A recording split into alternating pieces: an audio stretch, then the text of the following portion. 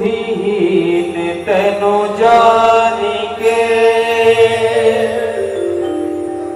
सुमिरो पवन कुमार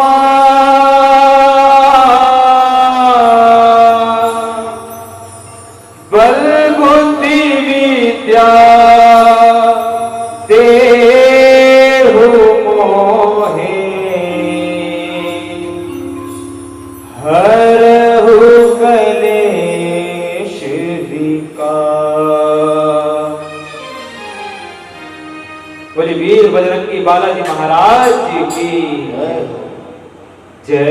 हनुमान ज्ञान गुण सागर जय कपीस तिहु लोक उजागर। रामदूत अतुलित बल धामा अंजनी पुत्र पवन सुत नामा। महावीर विक्रम बजरंगी कुमति निवार सुमति के संगे। कंचन वरण विराज सुबेसा कानन कुंडल मोहित केसा। हाथ वज्रो ध्वजा विराजे कांधे मूंज जनेऊ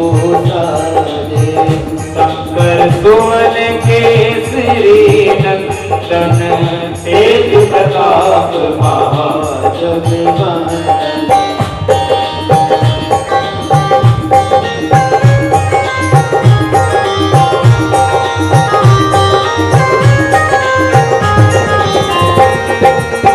विद्यावान गुणी अति चातुर राम काज करिबे को आतुर।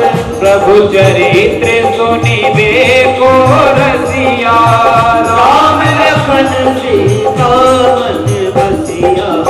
तुम रूप धरि सियहि दिखावा विकट रूप धरि लंक जरावा। भीम रूप धरि असुर संहारे रामचंद्र जी के काज सवारे।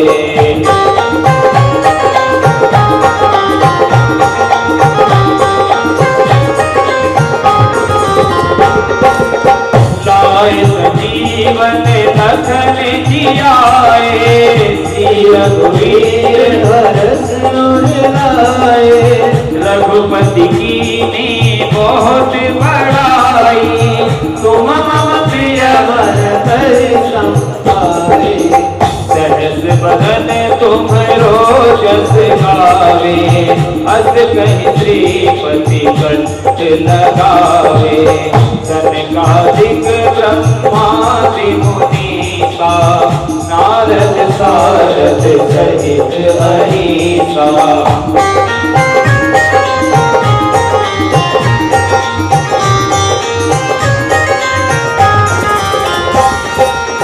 जम कुबेर एक बाल जहाते कवि कोविद कही सके गाते। तुम उपकार सुग्रीव ही कीना राम मिलाए राजपति। युग सहस्त्र योजन पर भानु लीलो ताहि मधुर फल जानो।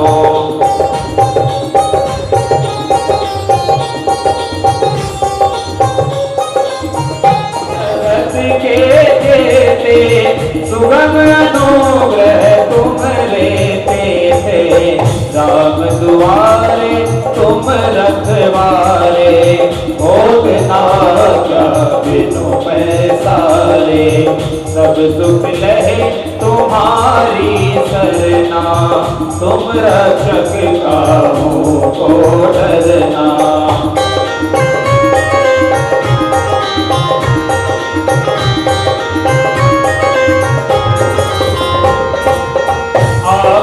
तेज समारो आपे तीनों लोग हांकते कांपे। भूत पिशाच निकट नहीं आवे महावीर जब नाम सुनावे। नासे रोग रघुबीरा, जपत निरंतर हनुमत बीरा। संकट ते हनुमान छुड़ावे, मन क्रम वचन ध्यान जो लावे।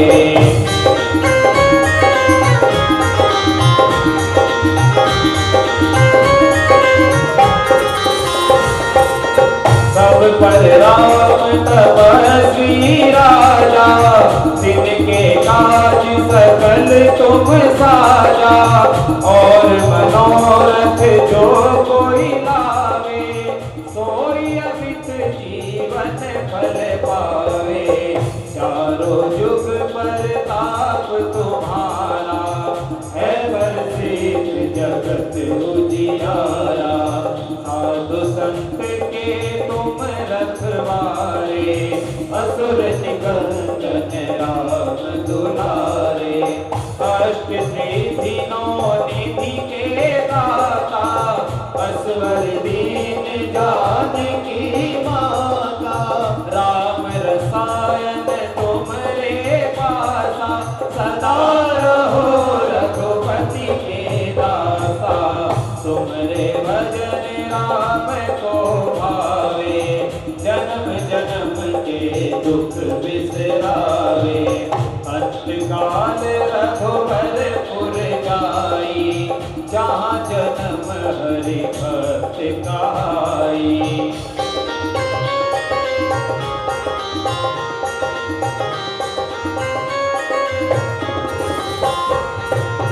और देवता जीत न धरही, हनुमत से सर्व सुख करही।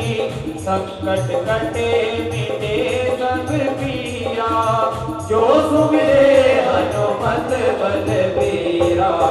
जय जय जय हनुमान गोसाई, कृपा करहु गुरुदेव की नाई। जो सत बार पाठ करे कोई, छूट ही बंदी महा सुख होई।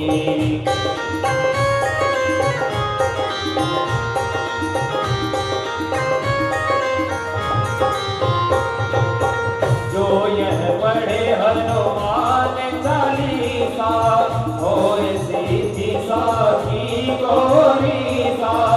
तुलसीदास सदा हरि चेरा, कीजे नाथ हृदय महाडेरा। संकट हरण मंगल मूर्ति रूप, राम लखन सीता सहित, हृदय बसहु सुरभूप। बोलिए वीर बजरंगी हनुमान जी महाराज की। बोलिए शाकुंभरी मैया की। बोलिए परम पूज्य व्यास जी महाराज की। और आइए जितने भी धर्म प्रेमी, जितनी भी संगत मेरी आवाज को सुन पा रही है, वो जल्द से जल्द अपने सभी कार्यों से निवृत्त एवं परिपूर्ण होकर के देवी भागवत कथा के इस पवित्र प्रांगण में पहुंचने का प्रयास करें, क्योंकि देवी भागवत कथा आरंभ होने के लिए जा रही है। तो अतः सभी से निवेदन है कि वो जल्द से जल्द इस पवित्र प्रांगण में पहुंचे। सच्चे जय प्रधान सुभाष चंद्र गोयल जी ਅਤੇ ਉਹਨਾਂ ਦੇ ਮੈਂਬਰ पंडाल में पहुंच चुके हैं। उन्होंने बेनती है कृपा करके सामने पंडाल दे आ जाओ, तां जो अज दी जो ओम महां पनन्तु महादेव जनः पनन्तु मनसा दियः पनन्तु स्वभाभूतानि जातवेदः पुनीहिमाम् अतः तरास्मणीयम्। ओम केशवाय नमः, ओम माधवाय नमः, ओम नारायणाय नमः। हस्तौ प्रक्षाल्यः, हाथ धुल लीजिएगा। हस्तौ प्रक्षाल्यः, ऋषिकेशाय नमः। अतः मस्तके चन्दने तिलके ललाटोपरि ह्रीः ॐ महा ॐ चन्दनस्य महत्पुण्यं पवित्रं पापनाशनम् आपदामहर्ते नित्यं लक्ष्मी तिष्ठति सर्वदा।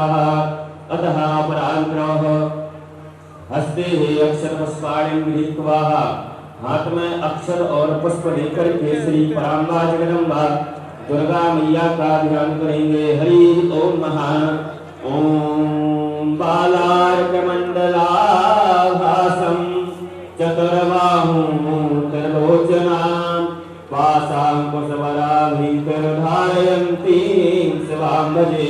ओम भूर्वा स्वाहा श्री चित्रपूर्णी देव्यै नमः। पराम्बा जगदम्बा दुर्गा देव्यै नमः।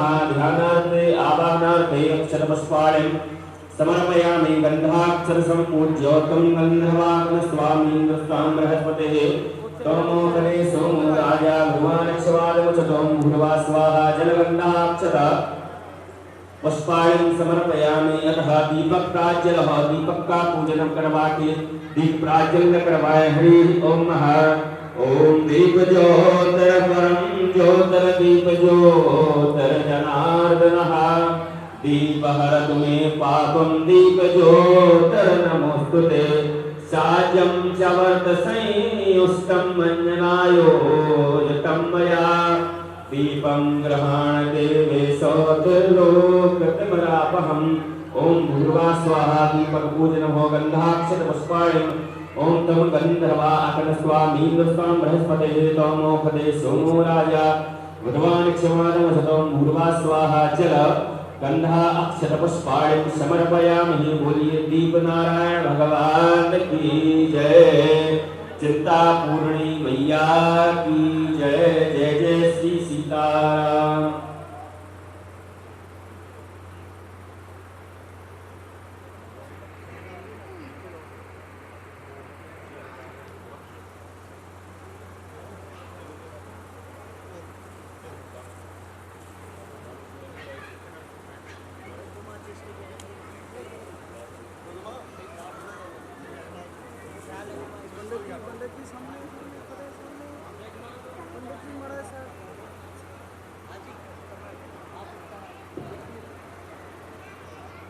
ਪੁੱਤ ਮਾੜੇ ਅੱਗੋਂ ਸਾਈਡ ਤੇ ਹੋਇਆ ਪੁੱਤ ਅੱਗੋਂ ਸਾਈਡ ਤੇ ਹੋਇਆ।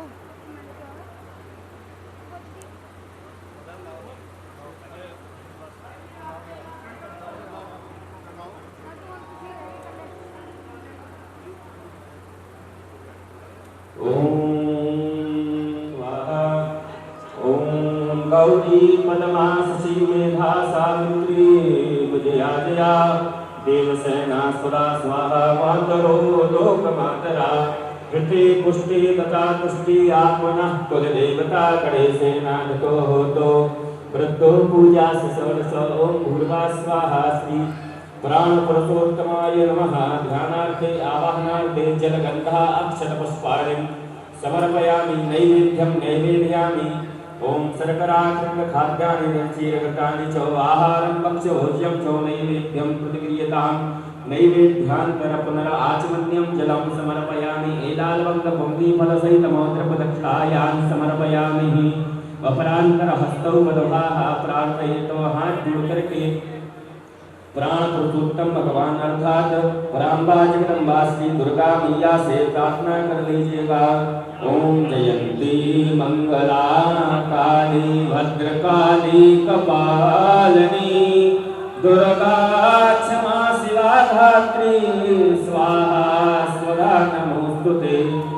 जय तुम देवी चामुंडे जय भूतारहारिणी जय सर्वगते देवी कालरात्र नमोस्तुते।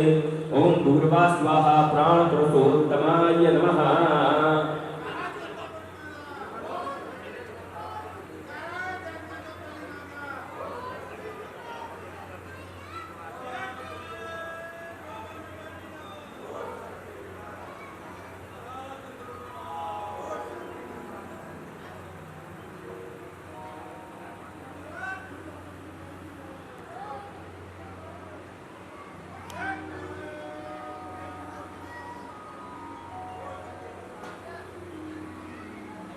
अतः व्यासपूजनम्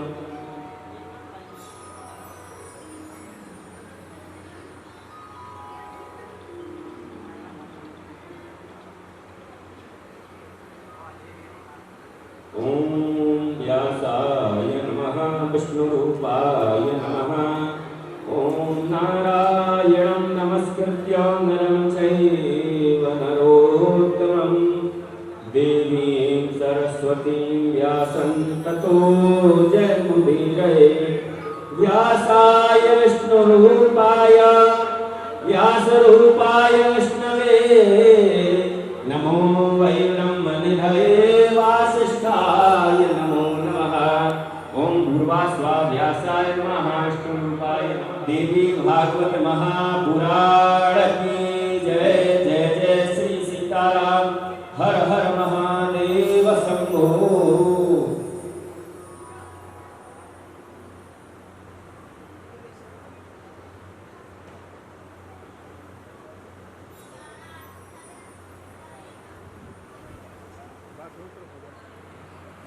जय मां चिंतपुर्णी लंगर कमेटी मंडी बरीवाला के सारे ही मैंबरों को बेनती है कि जो श्री दुर्गा मंदिर प्रबंधक कमेटी वालों जो सम्मान दिता जा रहा है उन्होंने बेनती है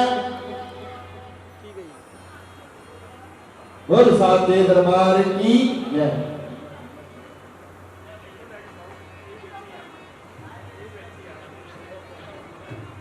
सामने आके पाया करो जी, सामने आके हार सामने आके पाया करो जी।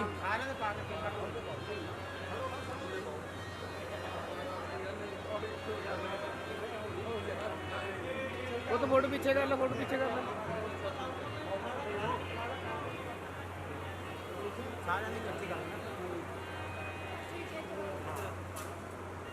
जय मां चिंतपुर्णी लंगर कमेटी मंडी बरीवाला जिन्हों तो सारे भली भांत जानते हैं प्रोग्राम विच भी इन्हां दा बहुत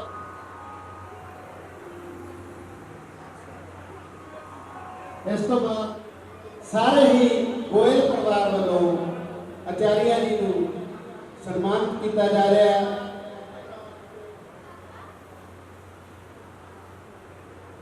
वो साचे दरबार की जय।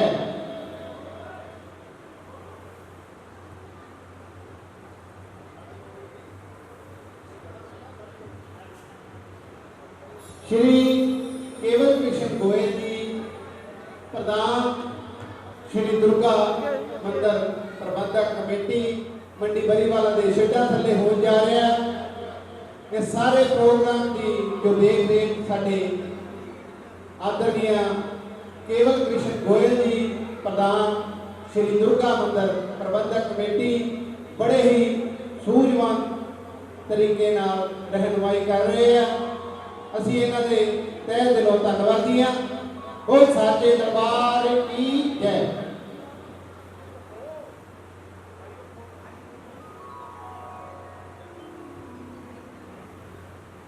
हरि श्री राधे श्याम श्री राधे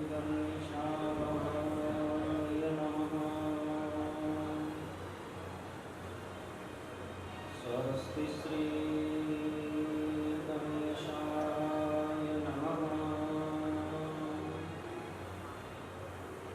स्वस्ति श्री सरस्वती नमः। मूकं करोति वाचालं पङ्गुं लङ्घयते गिरिं यत्र पातं वन्दे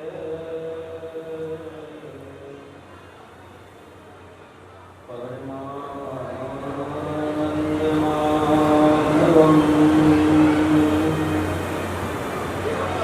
गुरुर्ब्रह्मा गुरुर्विष्णु गुरुर्देवो महेश्वरः गुरुर्साक्षात्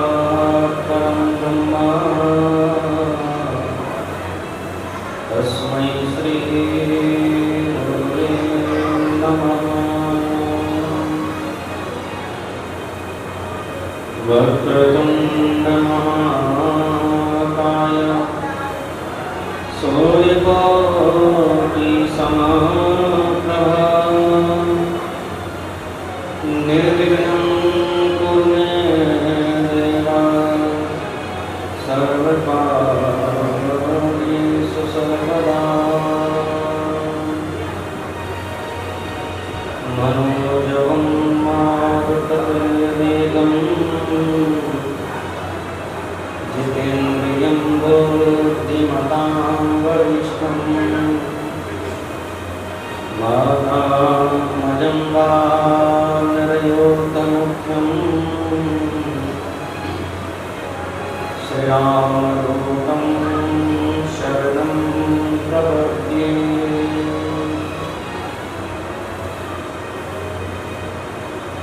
यं प्रव्रजन्तमनुपेतमपेतकृत्यं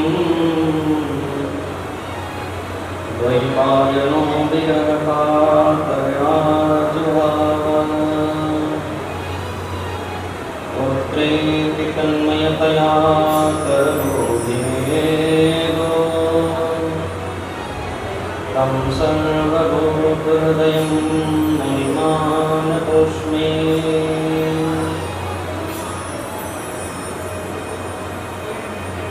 कृष्णाय वासुदेवाय हरे परमात्मने प्रणतक्लेशनाशाय श्रीगोविन्दाय नमो नमः।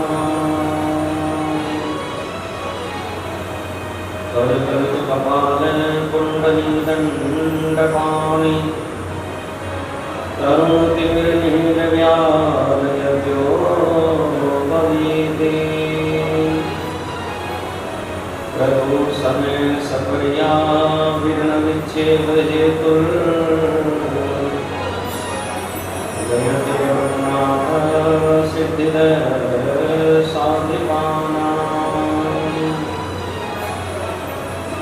सर्वमङ्गलमाङ्गल्ये शिवे सर्वार्थसाधिके शरण्ये त्र्यम्बके गौरी नारायणी नमोस्तुते। सर्वबाधा विनिर्मुक्तो धनधान्य सुतान्विता मनुष्यो मत्प्रसादेन भविष्यति।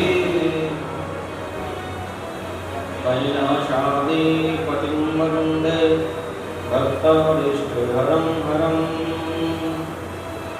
गौरीविनायकोपेतं शङ्करं शङ्करं शङ्करं शङ्करं। श्री श्री माँ जगज्जननी माँ कुलदेवी शाकंभरी की कृपा, माँ चिंतपूर्णी का पूर्ण आशीर्वाद, भगवान महादेव की पवित्र पुण्य समृद्धि और आप सभी भक्तजन बड़े सुंदर भाव के साथ इस पवित्र प्रांगण में श्रीमद् देवी भागवत कथा का स्वागत कर रहे हैं। आइए आज की कथा में प्रवेश करें। उससे पूर्व अपने मन और वाणी को पवित्र करेंगे। माँ की स्तुति के द्वारा, माँ के अनेकों अनेक नामों के द्वारा सभी कार्य की सेवा करते बड़े सुंदर भाव से जाएंगे। महालक्ष्मी तुम्हारी जय हो रे,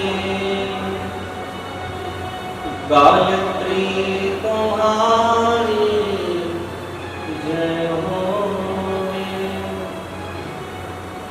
महालक्ष्मी तुम्हारी जय हो रे, महालक्ष्मी तुम्हारी जय हो रे, महालक्ष्मी तुम्हारी जय हो रे।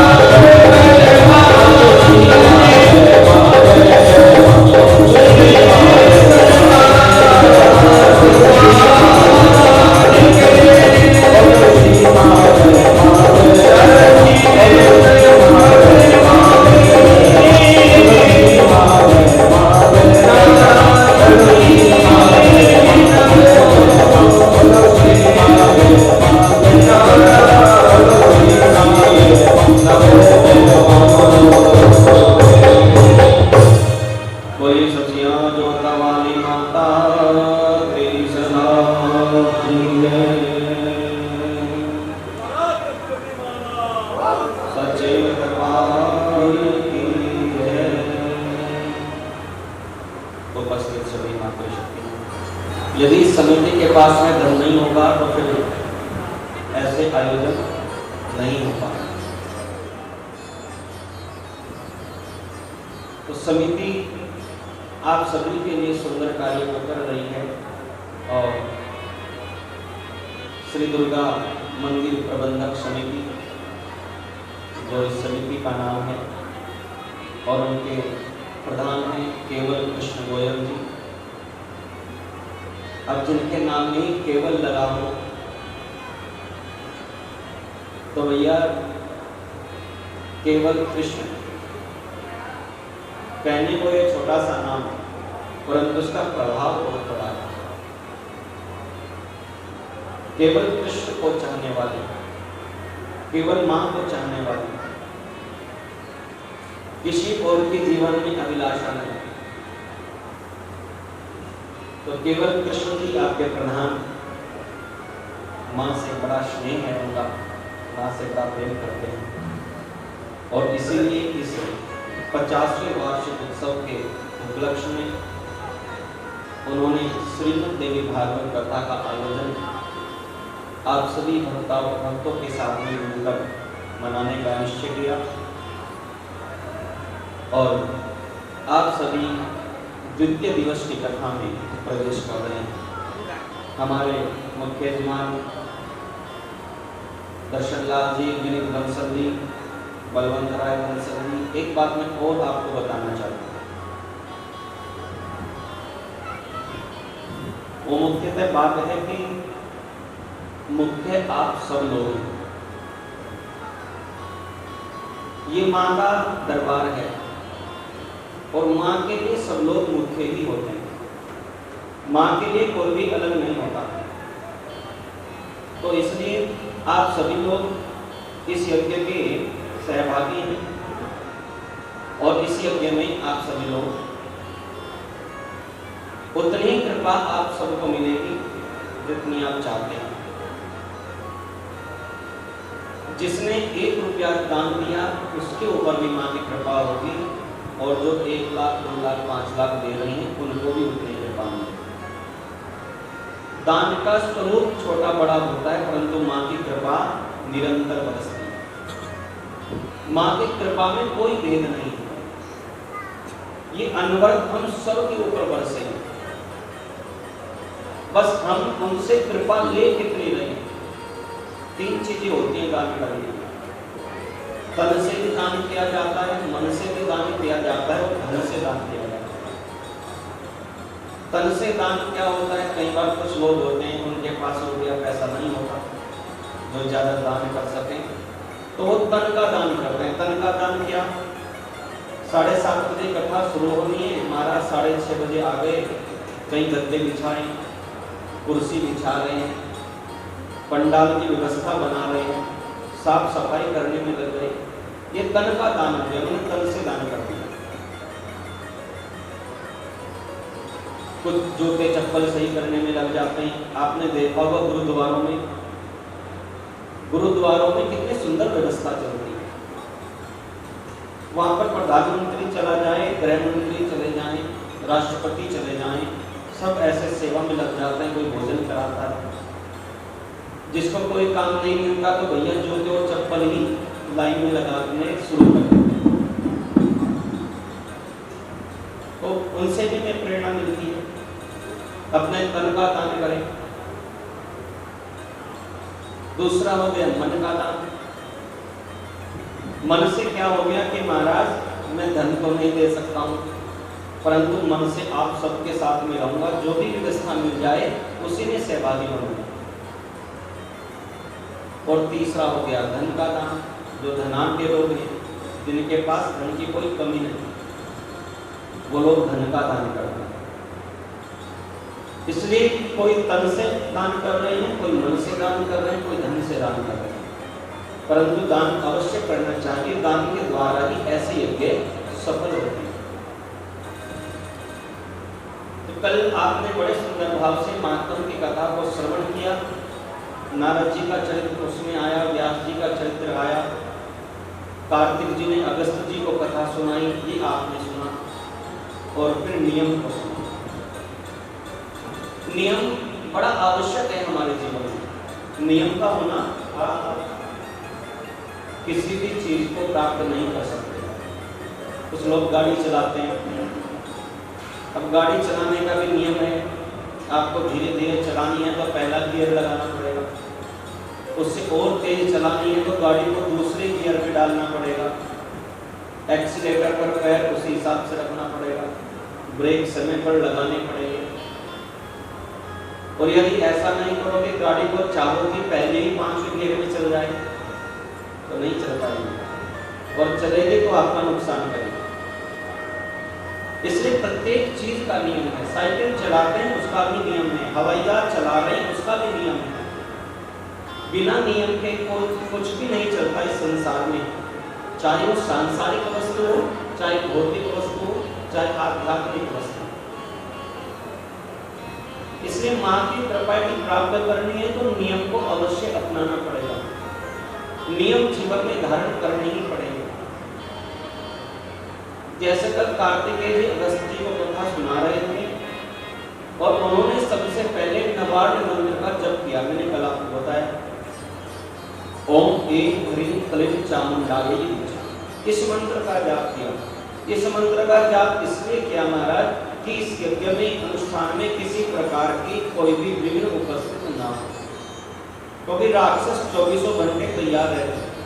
हमारा कोई भी यज्ञ चले, त्रेता युग से देखते आ रहे हैं, विश्वामित्र जी यज्ञ कर रहे हैं तो राक्षस चले आए, राम जी जाकर के उनकी रक्षा करते हैं। त्रेता युग में, द्वापर युग में, कलयुग में, प्रत्येक युग में असुर अवश्य आते हैं, राक्षस अवश्य आते हैं। जब ब्रह्मा जी सृष्टि को बना रहे थे उस समय सबसे पहले अधर्म ने जन्म लिया, और हमारे जीवन में देखना सबसे पहले दुख आते हैं, सुख बाद में आता है। भगवान कृष्ण जब देवकी के गर्भ में आए उससे पहले देवकी ने कितने कष्ट सहे। पिताजी को कंस ने जेल में डाल दिया, सबसे बड़ा देवकी देवक की पुत्री है। उसके पश्चात कंस ने विवाह कर दिया तो महाराज 6 पुत्रों को अपने सामने मरते हुए देवकी देख रही, 6 पुत्र सामने मार दिए। तो परमात्मा जिसके जीवन में आ रहे हैं महाराज, सबसे पहले उसके जीवन में दुख आता है, उसके पश्चात भगवान आ रहे हैं। और हमारे सामने थोड़ा सा कोई दुख आ जाए हम भगवान को भूल जाते हैं। जिसके 6 पुत्र मर गए हों उसने फिर भी भगवान की आराधना को नहीं छोड़ा, उसकी पूजा को नहीं छोड़ा। कुंती के जीवन में कितने सारे दुख आए महाराज, एक दिन भी सुख में नहीं मिला, परंतु भगवान को नहीं छोड़ा। जय माता दी बोलना पड़ेगा, जरा जोर से बोलना पड़ेगा, एक बात और बोलना पड़ेगा। तो महाराज जीवन में जब आप कोई अच्छा कार्य करने निकलेंगे तो शत्रु पहले से आपको पकड़ लेंगे, शत्रु सबसे पहले आएंगे। इसलिए ब्रह्मा जी ने जब सृष्टि को बनाया सबसे पहले अधर्म आया, सबसे पहले अधर्म ने जन्म लिया ब्रह्मा जी की पीठ से, और फिर धर्म जन्म कर दिया।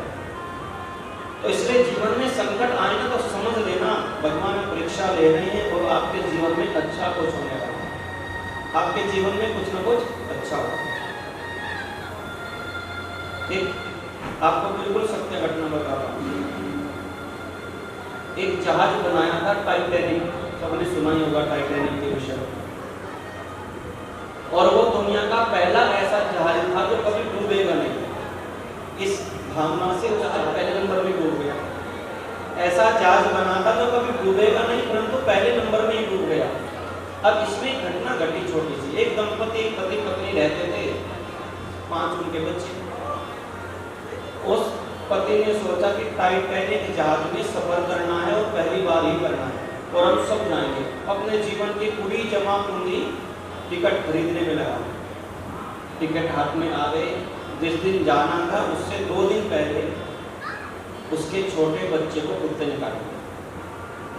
उसके बच्चे को कुत्ते ने काट दिया, बड़े परेशान हो गए। डॉक्टर ने बोल दिया 15 दिन इंजेक्शन लगेंगे। पहले 15 लगते थे, आजकल तो 1-2 में हो जाता है। बड़े दुखी हुए और टिकट का पैसा भी वापस नहीं आ सकता। सोचने लगा कि एक छोटा बच्चा और मेरी पत्नी यहीं रह जाएगी, बाकी बच्चों को लेकर के मैं टाइटैनिक पर जाऊँ। जिस दिन जाना था बच्चों को साथ लिया, जिस बच्चे को कुत्ते ने काटा है उसको घर ही छोड़ दिया और माँ के साथ वो बच्चा घर पर है, और बाकी 4 बच्चों को लेकर के वो टाइटैनिक जहाज के पास चला गया। जैसे वो जहाज चलने वाला था, मन में सोचा कि पत्नी और बच्चा घर पर है, अच्छा नहीं लग रहा है जाते हुए, नहीं जाऊंगा। और ये सोच करके महाराज घर चला गया और 4 दिन के बाद वो जहाज डूब गया। अब उसके बच्चे को कुत्ते ने काटा, ये अच्छा हुआ कि बुरा हुआ? ये तो अच्छा हो गया उसके लिए, अन्यथा वो भी उसमें मर जाता। कितने लोग उस जहाज में मरे थे। तो महाराज ईश्वर हमेशा हमारे लिए अच्छा करते हैं। हम सोचते हैं मन में कुछ गलत हो रहा है, हम सोचते रहते हैं, परंतु भगवान अच्छा ही करते हैं, कभी हमारे लिए बुरा कर नहीं सकते। इसलिए जीवन में नियम बड़े आवश्यक हैं। यदि आप सन्मार्ग पर चल रहे हैं, आप सत्य के मार्ग पर चल रहे हैं, तो भैया कोई भी दुष्ट आत्मा, दुष्ट शक्ति आपका कुछ बिगाड़ नहीं सकती। भगवान से ऊपर कोई शक्ति हो नहीं सकती, परमात्मा से ऊपर, मेरी माँ से ऊपर कोई तंत्र शक्ति हो नहीं सकती। इसलिए जीवन में वो आपका कुछ बिगाड़ेगी। तो शिवजी महाराज भी कह रहे थे, महाराज जितासनो जित श्वासो जित संगो जितेंद्रिय, अपने आसन को जीतना चाहिए, एक स्थान पर बैठ करके भगवान का भजन करना चाहिए। आजकल तो भगवान का भजन भी ऐसे हो गया कि भगवान का भजन कर रहे हैं और बीच में फोन की घंटी बज रही है। तो भैया फोन को पहले देखेंगे, भगवान के भजन को बाद में।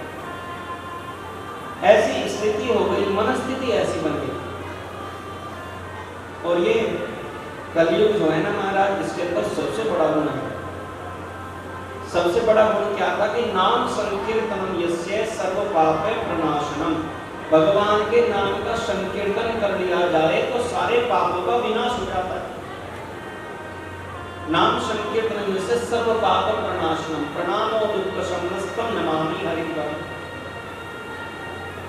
ऐसा महाराज कलयुग के अंदर एक बहुत बड़ा गुण है। सतयुग में आपको भगवान चाहिए तो हजारों वर्ष तपस्या करनी पड़ी तब भगवान मिले। त्रेता में भी यही हाल, द्वापर में भी यही। परंतु कलयुग में सबसे बड़ा गुण है कि प्रभु का नाम संकीर्तन कर लो, और नाम संकीर्तन करने से महाराज ईश्वर की प्राप्ति हो जाती है। परंतु उतना भी समय नहीं, हमारे पास में उतना भी समय नहीं। इसलिए कलयुग ने क्या किया, जब लोगों ने सोचा चलो भगवान का भजन करेंगे, तो कलयुग ने स्थापना कर दी मोबाइल फोन। कलयुग ने मोबाइल फोन बना दिया, करो भगवान का भजन, मैं देखता हूँ। एक दिन के लिए मोबाइल आपका कहीं छूट जाए तो महाराज ऐसा लगता है कि प्राण निकल गए, हृदय से प्राण चले गए। इस मोबाइल ने इतना जकड़ लिया। इसलिए सूर्य महाराज कह रहे हैं अपने आसन को जीतें। जिस आसन पर एक बार बैठ जाओ तो महाराज भगवान का भजन करने के पश्चात भी उठना चाहिए, बीच में उठना नहीं चाहिए। और अपने श्वास को जीतना चाहिए। श्वास को कैसे जीतना है? प्राणायाम के माध्यम से। हमारे ऋषियों की बहुत बड़ी बड़ी आयु हुई है, हमारे ऋषियों की लाखों वर्ष की आयु हुई है। और महाराज इसलिए हुई क्योंकि जीवन में प्राणायाम उन्होंने किया। यदि प्राणायाम नहीं है तो फिर आप रोगी होते चले जाओगे, बीमार रहोगे और जल्दी आयु पूर्ण हो जाएगी। आजकल इस भागदौड़ भरे जीवन में प्रातःकाल उठते हैं तो सब देखते हैं ऑनलाइन चल रहे हैं मोबाइल फोन।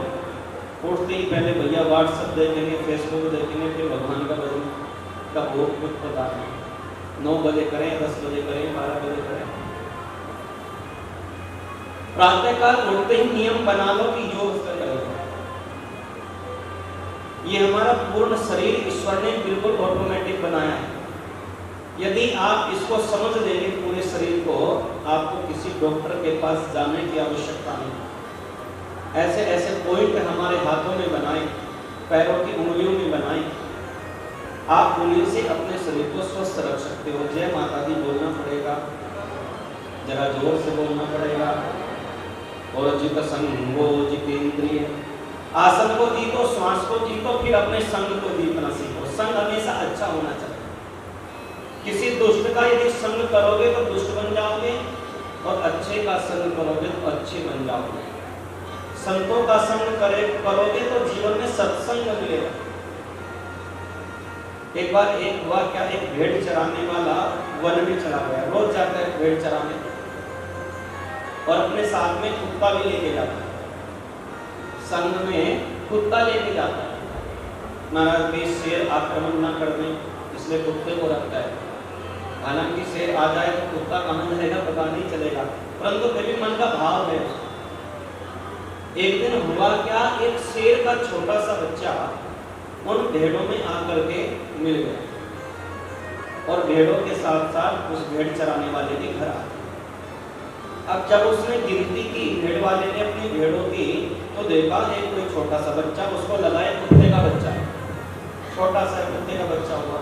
तो शेर के बच्चे को कुत्ते के बच्चे के साथ बांधना शुरू कर दिया। रोज जंगल में जाते हैं, रोज भेड़ चराता है तो कुत्ता भी जाता है और शेर का बच्चा भी जाता है।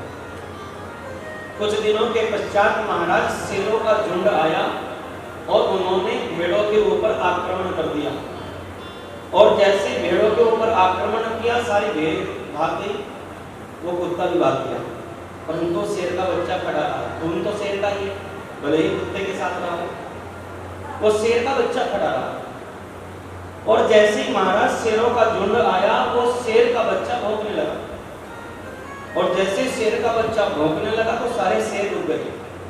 सबने सोचा ये देखने में तो हमारी बिरादरी का लगता है, लगता तो हमारे जैसा है, परंतु ये भौंक क्यों रहा है?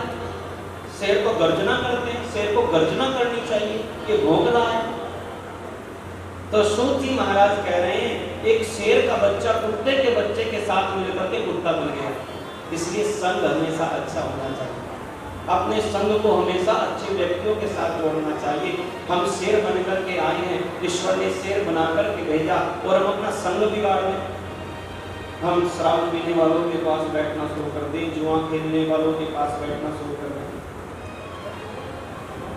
तो हमारा संग अच्छा होना चाहिए। सूत जी महाराज कह रहे हैं जित संगो जितेंद्रिय, और अपनी इंद्रियों के ऊपर हमेशा विश्वास होना चाहिए, तभी कथा सुनने के अधिकारी हो। क्योंकि हमारी इंद्रियां भी अलग अलग वस्तुएं मांगती हैं। हमारे नेत्र चाहते हैं कि हमें अच्छा स्वरूप देखने को मिले। हम देखते हैं मुंबई वालों को, यदि आपके नेत्र चाहते हैं कि अच्छा स्वरूप कोई देखे तो महाराज जगदम्बा मंदिर में जाके माँ जगदम्बा के दर्शन कर लो, कितना आनंद आएगा। इधर उधर स्त्री को देखने से अच्छा है, किसी सुंदर पुरुष को देखने से अच्छा है अपने ईश्वर को निहार ले। और यदि आप अपने ईश्वर को देख लेंगे कोई विकार आपके अंदर आ नहीं सकता। सूत जी महाराज कह रहे हैं आपकी जो नासिका है ना, ये चाहती है सुंदर सुगंध मिले, तो ईश्वर के लिए जो पुष्प आपने चढ़ाया, ईश्वर के लिए सुंदर इत्र आपने चढ़ाया, उसकी सुगंध को ग्रहण करें। अपनी इंद्रियों को वश में रखने का सबसे उत्तम तरीका है कि अपनी इंद्रियों को भगवान से जोड़ दें। हमारा मन चाहता है कि अच्छा रसगुल्ला खाने को मिले, तो खाओ अच्छे रसगुल्ले, कौन मना करता है, परंतु रसगुल्ला ला करके पहले भगवती के चरणों में चढ़ाओ और भगवती के चरणों में चढ़ा करके तब उसका भोग लगाओ। उसके अंदर जितने विकार होंगे सब दूर हो जाएंगे। जय माता दी बोलना पड़ेगा, जरा जोर से बोलना पड़ेगा, बोलो सच्चे दरबार की। तो महाराज अपनी इंद्रियों को वश में रखें। अगर हमारी टांगे ये चाहते हैं कि नाचें, तो सड़क पे खड़े होकर के बैंड के आगे नहीं नाचें, हम अपनी माँ जगदम्बा के सामने नाचें, हम जगदम्बा के सामने नृत्य करें। जो भगवती के दरबार में आकर के नृत्य कर लेता है उसको फिर 84 लाख योनियों में नाचने की आवश्यकता नहीं पड़ती। फिर वो भगवान के दरबार में ही नृत्य करता है, भगवान का सेवक बनता है, भगवान का गण बन करके नृत्य करता है। तो कह रहे सूत जी महाराज अपनी इंद्रियों को भी वश में रखना चाहिए। और आलयम मोक्ष पर्यंतम, आलयम मोक्ष पर्यंतम, जब तक मोक्ष की प्राप्ति नहीं हो तब तक श्रीमद् देवी भागवत को सुनना चाहिए। तब तक इस भागवत को सुनते चले जितना समय मिले। ऐसा नहीं आज यहाँ पर चल रही है तो यही सुनना है, दूसरी जगह होगी तो नहीं जाएंगे। महाराज जहाँ पर भी कथा हो रही है, सूत जी कहते हैं आलयम मोक्ष पर्यंतम, जब तक मोक्ष की प्राप्ति नहीं हो सुनना चाहिए। और श्रोता के गुण बताए गए, श्रोता कैसे होने चाहिए, सुनने वाले कैसे हैं। तो श्रोताओं के गुण बताए गए कि 3 प्रकार के श्रोता होते हैं। एक तो होते हैं सरोता, एक होते हैं सोता, एक होते हैं श्रोता। इन तीनों में तीसरे नंबर वाले सबसे श्रेष्ठ हैं। एक होते हैं सरोता। सरोता आपने देखा होगा, सुपारी जिससे काटी जाती है उसको सरोता बोलते हैं। सरोता। तो महाराज कुछ लोग कथा में ऐसे ही आते हैं, अरे मंच तो अच्छा नहीं बनाया, प्रसाद की व्यवस्था तो अच्छी नहीं की, कुर्सियां तो कम लगाई, भंडारा अच्छे से नहीं चल रहा है, लंगर की व्यवस्था नहीं की, पता नहीं कैसे कैसे क्या क्या कर रहे हैं, हमसे तो पूछते नहीं। ये होती श्रोता, जिनका काम केवल काटने का होता है। जिसने जैसा आयोजन किया उसमें काट छाट करनी, उसको श्रोता कहते हैं। और दूसरे नंबर के होते हैं सोता। तो सोता कैसे होते हैं? घर में नींद आती नहीं, कथा में नींद अच्छी आएगी तो महाराज ऐसी कुर्सी देखेंगे या ऐसा कोई खंबा देखेंगे, कमर लगा करके इतनी आराम से बैठ करके सो जाएंगे। 3 घंटे पता ही नहीं चलेगा कब कथा हुई कब आरती हुई। ये होते हैं सोता। और तीसरे होते हैं श्रोता। ये जो श्रोता होते हैं यही सर्वश्रेष्ठ होते हैं। श्रोता जो होते हैं महाराज, वो 7:30 बजे कथा का समय है तो 7:25 पर आकर के बैठ जाते हैं और 10:30 बजे आरती के पश्चात जाते हैं, पूर्ण कथा को श्रवण करते हैं। उनको कहते हैं श्रोता। तो पहले वाले से दूसरे वाला और दूसरे वाले से तीसरे वाला सर्वश्रेष्ठ है। परंतु आप ध्यान करें, आप श्रोता या श्रोता नहीं बने, आप श्रोता बने। हम श्रोता बनने आए हैं। मैंने अभी बताया हम लोग शेर बन करके आए हैं, कुछ और बनने की अभिलाषा नहीं करें। जय माता दी बोलना पड़ेगा, जरा जोर से बोलना पड़ेगा, एक बार और बोलना पड़ेगा। बोलो जगदम्बे मैया की। तो नियम बताए, नियम मैंने आपको कल बताए थे। सूर्य जी महाराज कहने हैं कि फल तो सबको मिलता है कथा श्रवण करने का, परंतु जो नियम से कथा श्रवण करते हैं उनको अत्याधिक फल मिल जाता है। उनकी करुणा में कोई कमी न थी, पात्रता में हमारी कमी रह गई। माँ की करुणा में कभी कमी नहीं होती। माँ कभी बच्चे के लिए गलत सोच ही नहीं सकती। कैसी भी माँ हो, कैसा भी पुत्र हो, यदि पुत्र जेल में चला जाए ना तो भी माँ उसका अच्छा चाहती है। यदि पुत्र गलत रास्ते पर निकल गया हो तो भी माँ हमेशा अच्छा चाहती है। कुपुत्रो जायते क्वचिदपि कुमाता न भवति। पुत्र कुपुत्र हो सकता है परंतु माता कभी कुमाता नहीं होती। माँ हमेशा अपने बच्चे का कल्याण चाहती है। जय माता दी बोलना पड़ेगा, जरा जोर से बोलना पड़ेगा। तो महाराज इसने नियम से कथा सुने, नियम से कथा सुनेंगे तो हमें भी आनंद आएगा। हम यहाँ बैठे, कुछ लोग हमने कल भी देखा था 7:30 से पहले ही आ गए थे और आज भी वो 7:30 से पहले ही बैठे थे। तो पुण्य तो सबको मिलना है, परंतु जिसका जितना बड़ा पात्र उतना ही पुण्य उसको मिलेगा, इससे ज्यादा मिल नहीं सकता। आज सुबह बड़ी सुंदर वर्षा हो रही, कितना जल आज आपकी बरीवाला में वर्षा, लगता है इंद्रदेव सारा जल लेके यहीं आ गए। इतना जल आज वर्षा है बरीवाला में। इसमें भी भगवान की कोई अच्छाई होगी। यदि कथा हमारी आज से शुरू होती तो क्या शोभा यात्रा निकाल पाते? बिल्कुल नहीं। इसलिए ईश्वर ने आपको कल समय दिया, अच्छे से शोभा यात्रा निकालो और आज अपना काम पूर्ण कर दिया। तो जैसे जल वर्षा महाराज, 2 व्यक्ति हैं, एक ने क्या किया, बाल्टी होती है बड़े वाली जिसमें जल डाल के स्नान करते हैं, एक ने तो वो रख दिया अपने घर के सामने और एक ने रख दिया गिलास। वर्षा हो गई, एक की बाल्टी पूरी भर गई और दूसरे का गिलास भर गया। जब वर्षा बंद हुई तो गिलास वाला सोच रहा है, अरे देखो इनके यहाँ इंद्रदेव ने जल ज्यादा वर्षा दिया, इनकी तो बाल्टी भर गई महाराज, इनके यहाँ तो बहुत सारा जल आ गया और मेरे यहाँ तो एक ही गिलास आया है। ये ना समझी है। तुम्हारे पास गिलास था, तुमने गिलास रखा तो जितना जल गिलास में आना है उतना ही आया, और दूसरे के पास में बड़ी बाल्टी थी, उसकी बाल्टी भर गई। उसके पास में पात्र बड़ा था, इसलिए जल ज्यादा आया, और तुम्हारे पास में कम आया है। इसमें ईश्वर का दोष नहीं। मेरे अंदर जितनी भक्ति होगी, ईश्वर उसी अनुसार मुझे फल देते हैं, उसी के अनुसार प्रभु फल देते हैं। इसमें भगवान को दोष देने की कोई आवश्यकता नहीं, माता को दोष देने की कोई आवश्यकता नहीं। हमारे पात्र के अनुसार ही ईश्वर हमें प्रदान करते हैं, जैसा फल चाहिए वैसा देते हैं। तो इसलिए समय से आकर के कथा सुनेंगे, आपका भी कल्याण होगा। अब कहते हैं प्रथम स्कंद में प्रवेश कर रहे हैं सूत जी महाराज, और प्रथम स्कंद के मंगलाचरण में सर्व चैतन्य रूपांतम आज्ञां विद्यां च धीमहि बुद्धिया नः प्रचोदयात्। माँ जगदम्बा की गायत्री